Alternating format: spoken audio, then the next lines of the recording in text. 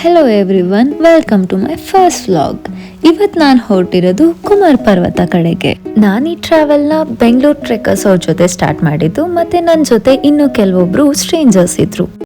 Morning 6:30 ಒಳಗೆ ರೆಡಿಯಾಗಿ ಲಂಚ್ನ pack ಮಾಡಿಕೊಂಡು ನಾವು ಹೊರಟಿದ್ದು ಚೆಕ್ ಪೋಸ್ಟ್ ಕಡೆಗೆ.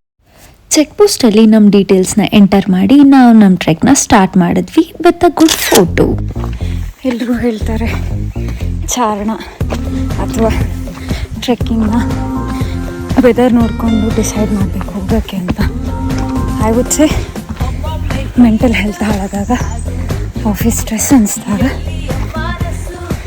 ಈ ಊರು ಬಿಟ್ಟು ಎಲ್ಲಾದರೂ ದೂರ ಹೋಗಬೇಕು ಅನ್ನಿಸ್ದಾಗ ಟ್ರೆಕ್ಕಿಂಗ್ ಹೋಗ್ಬೇಕು ಅನಿಸುತ್ತೆ. ನನಗೆ ನಾನೇ ಮೋಟಿವೇಶನ್ ಸ್ಪೀಕರ್ ಆಗಿಬಿಟ್ಟು ಈ ಥರ ಹೇಳ್ಕೊಂಡು ಮುಂದೆ ಹೊರಟೆ. ಅವಾಗ ಸಿಕ್ಕಿದ್ದೆ ನನಗೆ ಈ ಬ್ಯೂಟಿಫುಲ್ ವ್ಯೂ. ಸನ್ಶೈನ್ಗೆ ಹಾಯ್ ಹೇಳಿ ನನ್ನ ಪಯಣನ ಮುಂದುವರಿಸಿದೆ. ಈ ಕಲ್ದಾರಿಗೆ ನಾವು ರೀಚ್ ಆದಾಗ ಟೈಮ್ ಆಲ್ಮೋಸ್ಟ್ 10:30 to 11 ಆಗಿತ್ತು. ಇಲ್ಲಿಂದ ಮುಂದೆ ಹೋದರೆ ಭಟ್ರು ಮನೆ ಸಿಗುತ್ತೆ ಅಂತ ನಮ್ಮ ಲೀಡ್ ಹೇಳಿದ್ರು. ಅದೇ ಥರ ನಮಗೆ ಫೈನಲಿ ಭಟ್ರು ಮನೆ ಸಿಕ್ತು. ಭಟ್ರು ಮನೆ ರೀಚ್ ಆಗೋದ್ರೊಳಗೇನೆ ಎಲ್ಲರಿಗೂ ತುಂಬಾ ಟಯರ್ಡ್ ಆಗಿತ್ತು. ಹಾಗಾಗಿ ಅಲ್ಲೇ ಕಟ್ಟೆ ಮೇಲೆ ತುಂಬ ಜನ ಕೂತು ರೆಸ್ಟ್ ಮಾಡ್ತಾ ಇದ್ರು. ಭಟ್ರು ಮನೆ ಆಪೋಸಿಟ್ ಸೈಡಲ್ಲಿ ಚಿಕ್ಕದಾಗಿ ನೀರು ಹರಿತಾ ಇತ್ತು. ಅದು ತುಂಬ ಶುದ್ಧವಾಗಿರೋದ್ರಿಂದ ಅದನ್ನೇ ನಾವು ಕುಡಿದು ಮತ್ತು ಪ್ಲೇಟ್ನ ವಾಶ್ ಮಾಡಿ ಚಿತ್ರಾನ್ನ ತಿನ್ನೋಕ್ಕೆ ಸ್ಟಾರ್ಟ್ ಮಾಡಿದ್ವಿ. ಆ ಟೈಮ್ಗೆ ಅದು ಚಿತ್ರಾನ್ನ ಮಾತ್ರ ಅಲ್ಲ, ನಮ್ಮ ಪಾಲಿನ ಮೃಷ್ಟಾನ್ನ ಆಗಿತ್ತು.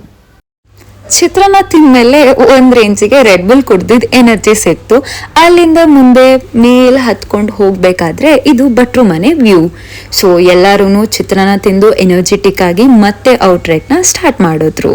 ಮುಂದೆ ಹೋಗ್ತಾ ಹೋಗ್ತಾ ಬಿಸಿಲು ತುಂಬಾ ಜಾಸ್ತಿ ಆಗಿತ್ತು. ಅದರಿಂದಾಗಿ ಸ್ಕಿನ್ ಕೂಡ ತುಂಬಾ ಇರಿಟೇಟ್ ಆಗ್ತಾ ಇತ್ತು. ಆದರೂ ಹುಡುಗಿರಿಗೆ ಫೋಟೋ ಇಂಪಾರ್ಟೆಂಟ್ ಅಲ್ವಾ? ಸೊ ಒಂದೆರಡು ಫೋಟೋ ತೆಗೆಸ್ಕೊಂಡು ನಮ್ಮ ಪಯಣನ ಮುಂದುವರಿಸಿದ್ವಿ. I think I don't need to explain anything. Sweat on my face. You guys can see. ಮುಂದೆ ಹೋಗ್ತಾ ಹೋಗ್ತಾ ಚೂರು ಮರ ಗಿಡ ಏನೂ ಇರಲಿಲ್ಲ. ಆದರೆ ನನ್ನ ಮುಂದೆ ಒಬ್ಬರು ಅಣ್ಣ ಬರ್ತಾಯಿದ್ರು. ಅವ್ರ ಟಿ ಶರ್ಟಲ್ಲಿ RCB ಅಂತ ಬರ್ತಿತ್ತು. ಅದನ್ನ ನೋಡಿ ನನಗೆ ಭಾರಿ ಎನರ್ಜಿ ಸಿಕ್ತು. ಹಾಗೆ ಮುಂದೆ ಹೋಗ್ತಾ ಹೋಗ್ತಾ ನಮಗೆ ಸಿಕ್ಕಿದ ನೆಕ್ಸ್ಟ್ ಜಾಗದ ಹೆಸರು ಬಂದು ಶೇಷ ಪರ್ವತ. ಇಲ್ಲೇ ಒಂದು ಸ್ಟಾಪ್ ಹಾಕಿ ಸ್ವಲ್ಪ ಹೊತ್ತು ರೆಸ್ಟ್ ಮಾಡಿ ಕೆಲವೊಂದು ಫೋಟೋ ತೆಕ್ಕೊಂಡು ನೆಕ್ಸ್ಟ್ ನಮ್ಮ ಪಯಣನ ಮುಂದುವರಿಸಿದ್ವಿ. ಮುಂದೆ ಹೋಗುವಾಗ ಒಂದು ಚಿಯರಿಂಗ್ ವಿಡಿಯೋ ತಗೊಂಡು ಎನರ್ಜಿನ ರೀಗೇನ್ ಮಾಡಿದ್ವಿ. ಶೇಷ ಪರ್ವತ ದಾಟಿ ಮುಂದೆ ಹೋದ್ ನಮಗೆ ಸಿಕ್ಕಿದ್ದೆ ಈ ದಟ್ಟ ಕಾಡು. ಇದೆಷ್ಟು ದಟ್ಟವಾಗಿತ್ತು ಅಂತ ಅಂದರೆ ಸೂರ್ಯನ ಕಿರಣಗಳು ಒಳಗಡೆ ಕೂಡ ಬರ್ತಿರ್ಲಿಲ್ಲ. ಇದೇ ನೋಡಿ ಆ ದಟ್ಟ ಕಾಡು. ಹೊರಗಡೆಯಿಂದ ಹೇಗೆ ಬ್ಯೂಟಿಫುಲ್ ಆಗಿ ಕಾಣಿಸ್ತಿದ್ಯೋ ಅದೇ ಥರ ನೀವು ಒಳಗಡೆ ಟ್ರೆಕ್ ಮಾಡಬೇಕಾದ್ರೆ ಕೂಡ ಅಷ್ಟೇ ಬ್ಯೂಟಿಫುಲ್ ಎಕ್ಸ್ಪೀರಿಯನ್ಸ್ನ ಮಾಡ್ತೀರಾ. ಇಲ್ಲಿಂದ ಆಲ್ಮೋಸ್ಟ್ 1.5 hours ಟ್ರೆಕ್ ಮಾಡಿದ್ಮೇಲೆ ನಾವು ಬಂದು ನಿಂತಿದ್ದು KP ಬೆಟ್ಟದ ಮೇಲಿರೋ ಈ ಗರ್ಭಗುಡಿ ಮುಂದೆ. ದೇವರಿಗೆ ಒಂದು ನಮಸ್ಕಾರ ಮಾಡಿ ನನ್ನ ಊಟನ ನಾನು ಎಂಜಾಯ್ ಮಾಡೋಕ್ಕೆ ಸ್ಟಾರ್ಟ್ ಮಾಡಿದೆ ವಿತ್ ಅ ಬ್ಯೂಟಿಫುಲ್ ವ್ಯೂ. ಇದೇ ನೋಡಿ ನೀವು KP ಮೇಲೆ ಬಂದು ನಿಂತಾಗ ಕಾಣಿಸೋಂಥ ವ್ಯೂ ಅಂತೂ ತುಂಬ ಬ್ಯೂಟಿಫುಲ್ ಆಗಿತ್ತು. 10 on 10. ನಾನು ಆಲ್ಮೋಸ್ಟ್ ಬೆಟ್ಟದ ಮೇಲೆ 2:30 ಹಾಗೆಲ್ಲ ರೀಚ್ ಆಗಿದ್ದೆ. ನನ್ನ ಜೊತೆ ಬಂದಿರೋರು ಯಾರು ಇನ್ನೂ ಆವಾಗ ಶೇಷ ಪರ್ವತಗೂ ರೀಚ್ ಆಗಿರಲಿಲ್ಲ ಅನಿಸುತ್ತೆ. That's fine. ಬಟ್ ನಾನೇನು ಮಾಡಲಿ, ಒಬ್ಬಳೇ ಕೂತ್ಕೊಂಡು ಹಾಗೆ ಕ್ಯಾಮ್ರಾ ಆನ್ ಮಾಡಿಕೊಂಡು ಸುತ್ತಮುತ್ತ ಇರೋರನ್ನ ನೋಡಿಕೊಂಡು ಆ ತಣ್ಣನೆ ಗಾಳಿನ ಎಂಜಾಯ್ ಮಾಡ್ತಾ ವೈಬ್ ಮಾಡ್ತಾ ಇದ್ದೆ. ಹೇಗಿದ್ರು ದೇವ್ರ ಮುಂದೆನೇ ಕೂತಿದ್ನಲ್ಲ ಅಂದ್ಬಿಟ್ಟು ದೇವ್ರೆ ಇನ್ನೂ ಮುಂದೆ ಜಾಸ್ತಿ ಟ್ರೆಕ್ ಮಾಡೋಕ್ಕೆ ಎನರ್ಜಿ ಕೊಡಪ್ಪ ಅಂತ ಬೇಡ್ಕೊಂಡು ಕಣ್ಣ ಓಪನ್ ಮಾಡಿ ಸುತ್ತಮುತ್ತ ಯಾರಾದರೂ ನೋಡ್ತಿದ್ದಾರಾ ಅಂತ ಚೆಕ್ ಮಾಡಿ ಮತ್ತೆ ನನ್ನ ವೈಬ್ಸ್ನ ಸ್ಟಾರ್ಟ್ ಮಾಡಿದೆ. ಇದಾದ್ಮೇಲೆ ಅಲ್ಲೇ ಪಕ್ಕದಲ್ಲಿ KPದು ಬೋರ್ಡ್ ಇತ್ತು. ಹತ್ರ ನಿಂತ್ಕೊಂಡು ಒಂದು ಮ್ಯಾಂಡೇಟ್ರಿ ಫೋಟೋನ ತೆಗೆಸ್ಕೊಂಡೆ. ಸೂರ್ಯ ಮುಳುಗೋಕೆ ರೆಡಿ ಆಗಿದ್ರು ನನ್ನ ಜೊತೆ ಬಂದಿದ್ದು ಮಿಕ್ಕಿದವ್ರು ಯಾರು ನನ್ನ ಕಣ್ಣಿಗೆ ಕಾಣಿಸ್ತಾನೆ ಇರಲಿಲ್ಲ. ಆದರೂ ಅವ್ರಿಗೋಸ್ಕರ ಕಾಯ್ತಾ ಇಲ್ಲೇ ನಾನು ಕೂತಿದ್ದೆ. ರಿಟರ್ನ್ ಟ್ರೆಕ್ನ ನಾವು ಲೇಟಾಗಿ ಸ್ಟಾರ್ಟ್ ಮಾಡಿದ್ರಿಂದ ಹೋಗೋ ದಾರಿ ತುಂಬಾ ಕತ್ಲೆ ಆಗಿತ್ತು.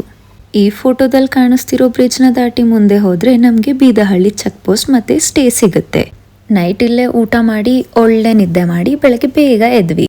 ಬೆಳಗ್ಗೆ ಎದ್ದ ಕೂಡಲೇ ನಾವು ಹೊರಟಿದ್ದು ಈ ಟವರ್ ಕಡೆಗೆ. ಈ ಟವರ್ ವಿಶೇಷತೆ ಏನಂತ ಅಂದರೆ ಇದ್ರ ಮೇಲೆ ಹತ್ತಿದಾಗ ಈ ಥರ ಒಳ್ಳೆ ಬ್ಯೂಟಿಫುಲ್ ವ್ಯೂ ಸಿಗುತ್ತೆ. ಕೆಲವೊಬ್ರು ಈ ವ್ಯೂ ನೋಡಕ್ಕೆ ಬರ್ತಾರೆ, ಇನ್ನು ಕೆಲವೊಬ್ರು ಮನೆಗೆ ಕಾಲ್ ಮಾಡಬೇಕು ಇಲ್ಲ ಅಂತ ಅಂದರೆ ಸ್ಟೋರಿ ಪೋಸ್ಟ್ ಮಾಡಬೇಕು ಅಂತ ಬರ್ತಾರೆ. ಬಟ್ ನಾನು ಹೋಗಿದ್ದು ಈ ಬ್ಯೂಟಿಫುಲ್ ವ್ಯೂನ ಎಂಜಾಯ್ ಮಾಡೋಕ್ಕೆ ಮತ್ತು ಸನ್ರೈಸ್ನ ನೋಡೋದಕ್ಕೋಸ್ಕರ. ಫಾಗ್ ಇರೋದ್ರಿಂದ ಸನ್ರೈಸ್ ಸ್ವಲ್ಪ ಲೇಟ್ ಆಯಿತು.